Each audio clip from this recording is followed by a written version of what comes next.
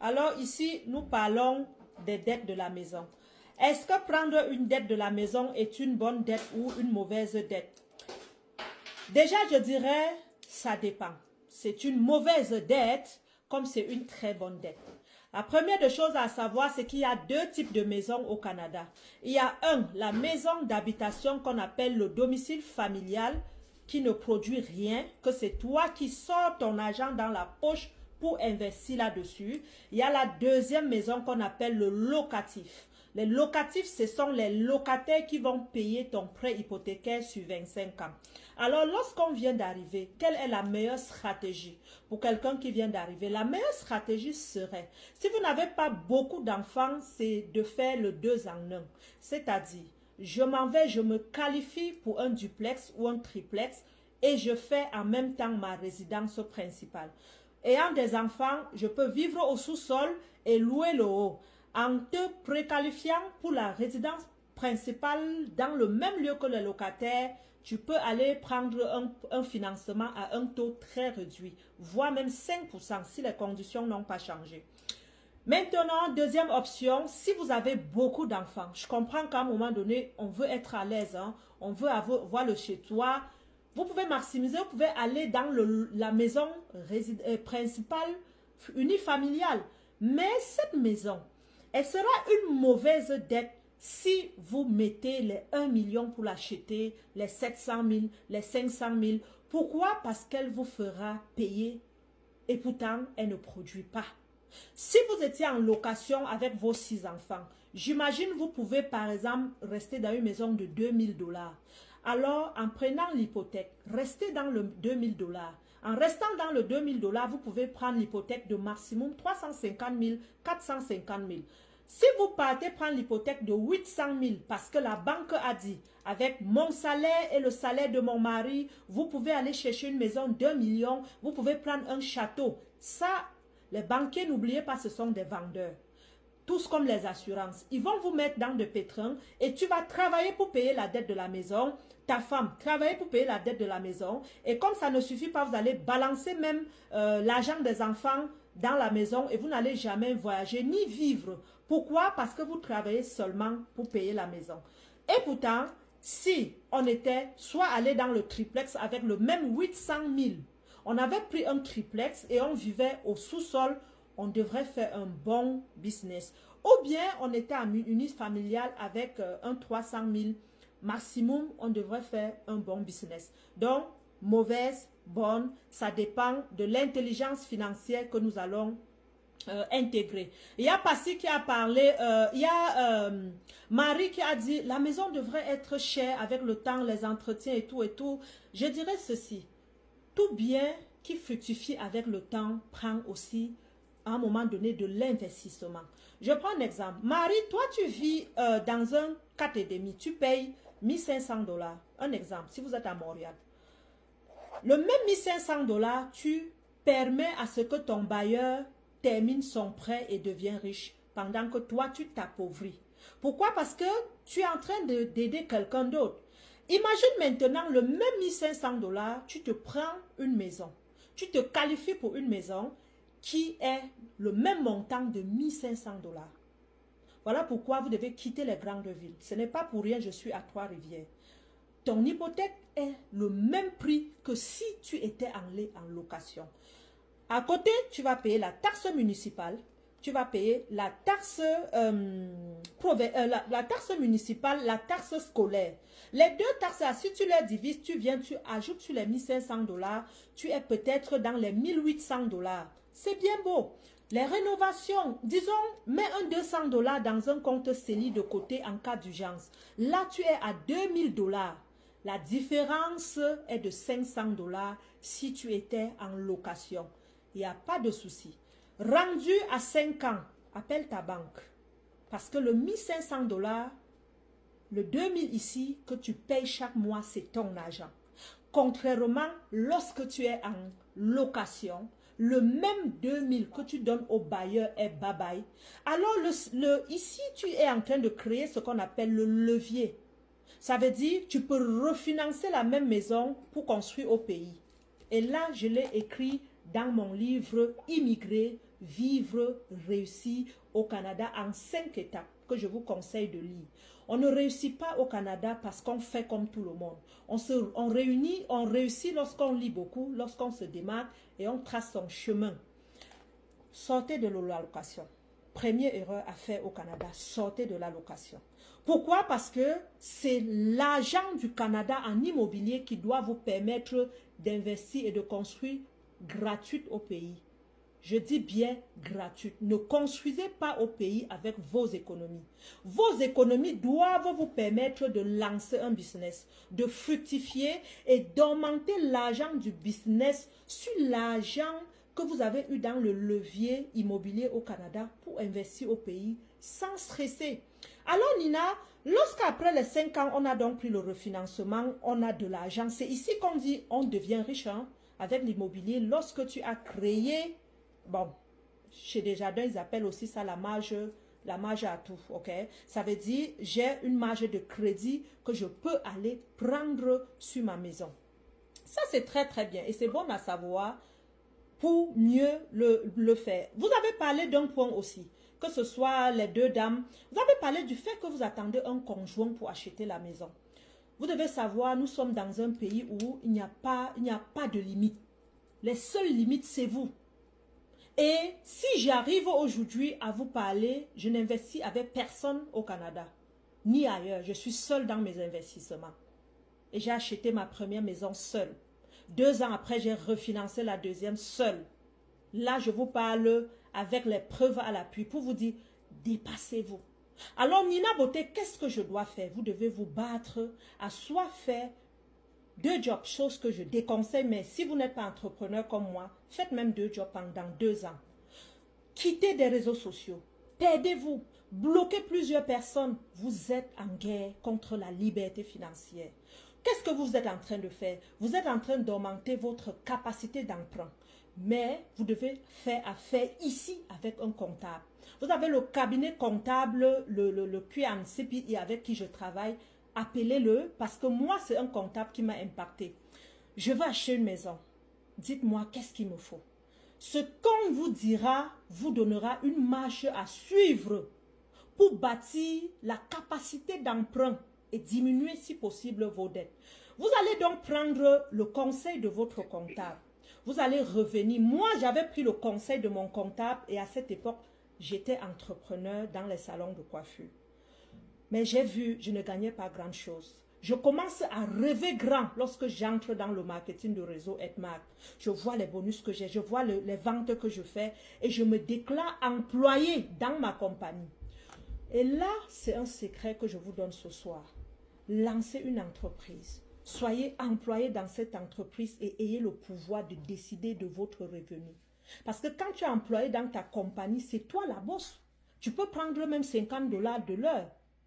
Après les 2 ans, quand tu as fini de récupérer la dette que tu veux, ben, baisse même à 15 piastres là si tu veux.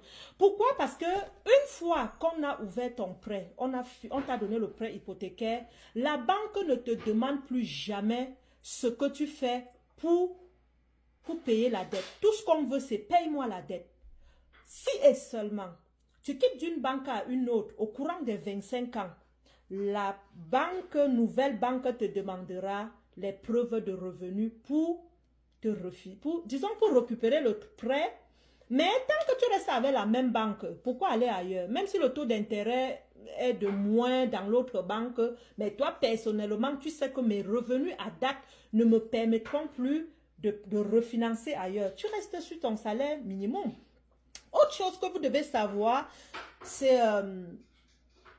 lorsqu'on le fait, tu peux déclarer dans ta compagnie autant que tu veux, mais soyez rassurés, vous allez payer ce qu'on appelle la retenue à la source.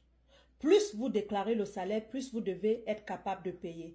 Aussi, vous ne pouvez pas venir dans une entreprise qui ne fait pas 100 000 $ l'année et vous dites, vous avez pris un salaire de 30 $. Vous voyez un peu, c'est incohérent. Ou bien, j'ai eu un salaire cette année de 70 000 $. Mais ta compagnie n'a même pas fait 50 000. Donc, pour également le faire, soyez prête à travailler dur pour augmenter le chiffre d'affaires de votre compagnie. Vous me voyez toujours en train de travailler. Vous ne vous posez pas de questions. Je travaille justement parce que ma compagnie est pour moi une vache à lait. C'est cette compagnie qui m'aide à avoir des emprunts au niveau des banques. Donc, vous pouvez le faire seul, à une condition. Sachez que le mindset de je suis seul n'est pas différent. N'est pas pareil que quelqu'un qui compte sur son mari. Prenez à la taille de vos performances. Ne stressez pas. La banque, la première fois que j'étais qualifiée seule, on m'avait donné un emprunt de 350 000. J'avais une marge de 350 000, mais je n'avais pas pris une maison de 350 000 pour vivre. J'avais pris moins. Nina, pourquoi? Parce que j'avais déjà une vision. Je savais qu'il me fallait encore du lousse sur mon crédit pour aller rechercher d'autres emprunts. Il ne faut pas aller full ce qu'on appelle votre capacité d'emprunt. Chose aussi à savoir, les dames, n'attendez pas le mari pour acheter la maison. Il peut ne pas venir. Nous sommes dans un pays où c'est nos limites. Si le mari ne vient pas, tu fais comment? Et même si ce mari-là arrive, vous n'avez pas le même rêve, tu fais comment? Tu peux par exemple dire, je veux acheter la maison, mais l'homme qui t'épouse, lui, veut investir au pays. Tu feras comment? Donc, pour moi, ce que je vous conseille de faire, c'est appeler un comptable dès demain. Parler de vos projets au comptable qui est passé ici, les QAN, CPI, et puis dites-lui, je veux oser. Je veux oser. Vous allez voir, vous reviendrez ici me donner une bière. Que maman Nina boit le champagne, parce que moi, elle ne boit même pas la bière, je bois le champagne. Parce que ce discours va tellement vous motiver. Maintenant, une chose que j'ai vue aussi, c'est lorsque tu as déjà une maison, et on peut pas tout avoir dans la vie, ça va frustrer beaucoup d'hommes. Beaucoup d'hommes sont frustrés le fait de savoir que tu vis déjà chez toi, et lui, il est encore en location. Oui, à un moment donné, il va se sentir comme diminué. Est-ce que je viens vivre chez toi? Est-ce que tu vends cette maison, on achète l'autre? Donc, ce sont des questions qui reviendront sur table. Mais je vous conseille fortement, ne vendez jamais votre bien immobilier pour un mari. Ne quittez jamais. Bon, vous pouvez quitter la résidence, mettez en location, mais ne vendez pas. Parce que la femme, pour moi, doit suivre son mari. Jusqu'à preuve de contraire. Si vous n'avez pas les enfants, mais si vous avez la Chine populaire comme Nina, pardon, ne sacrifiez pas vos enfants pour un homme. C'est à lui de se sacrifier ou bien garder 2 loyers. Mais si vous êtes encore comme Christy qui n'a pas d'enfant, elle est célibataire, Christy, bats-toi. C'est le conseil que je donne à ma fille. Je dis à ma fille, bats-toi à avoir ton bien avant de te marier et refais d'autres biens avec ton mari. Le premier bien que tu as eu avant le mariage, c'est une sécurité pour toi. Va en mariage, c'est ton mari et laisse ce bien-là en location. Au fil des temps, 10 ans plus tard, les locataires ont payé le bien et c'est un argent que tu peux récupérer et lancer tes meublés au pays. Lancer tes meublés au pays. Donc, brisez cela, qualifiez-vous et achetez vos maisons. Bon, on va finir par les dames qui ont dit, on réfléchit, on vient d'arriver, on réfléchit. Madame T, tu viens d'arriver, mais laisse-moi te dire, celui qui entre au Canada doit déjà avoir un plan en main. Chose que j'ai dit dans le livre, Immigrer, vivre et réussir au Canada. Tu viens pourquoi? Quel est ton objectif? Tu dois l'avoir et c'est maintenant que tu commences à travailler ton rêve canadien. Si tu penses que tu veux la maison au Canada, ne reste pas dans les 16 $ de l'heure. Va à l'école, augmente ta valeur et des bons salaires. Parce que ta première maison là, on va te qualifier selon qu'est-ce que tu fais. Moi, ma première qualification, c'était quand j'étais préposé aux bénéficiaires. J'ai travaillé préposé pendant 2 ans. Je faisais 2 chiffres.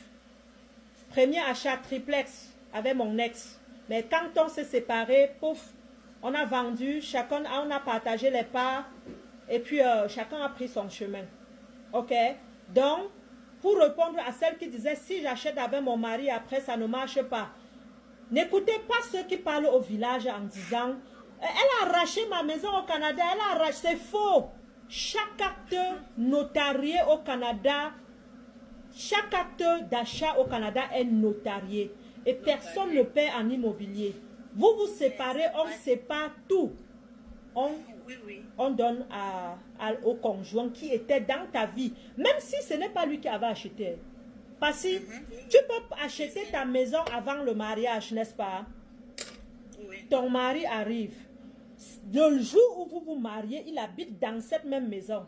Ça devient sa propriété aussi.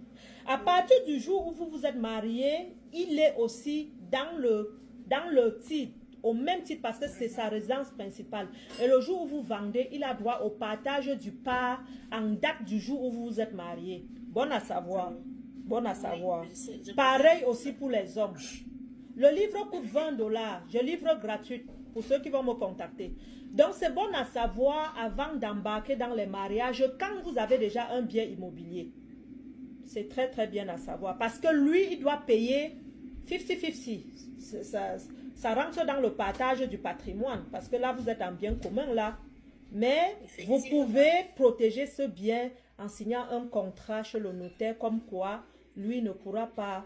En tout cas, tout se fait. Soyez accompagnés. Vous devez prendre contact. Moi, je vous parle des expériences que j'ai eues des professionnels. Mais ayez toujours un professionnel qui vous donne l'heure juste.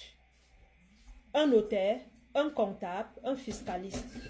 Avant de prendre tout engagement. On a également parlé des réfugiés. Oui, vous attendez vos papiers. Étudiante, oui, elle attend ses papiers. Mais pendant ce temps, économisez. Mettez de l'argent de côté. Ou bien vous avez de l'argent, vous ne pouvez pas investir au pays. Achetez un terrain au pays. N'attendez pas. Pour moi, l'argent ne dort pas dans le compte bancaire. Vous n'avez pas les bons papiers au Canada. Achetez au pays. Commencez au pays. Chaque mois, tu envoies 1 000 $. En un an, tu as envoyé 12 000 $. Ça fait 6 millions. La fondation. En 5 ans, en attendant tes papiers, maman, tu as construit une maison où tu as déjà tes meublés ou les locataires. Là, ça sécurise ton avenir. Pourquoi? Parce qu'on ne sait jamais. Nous sommes venus au Canada se battre.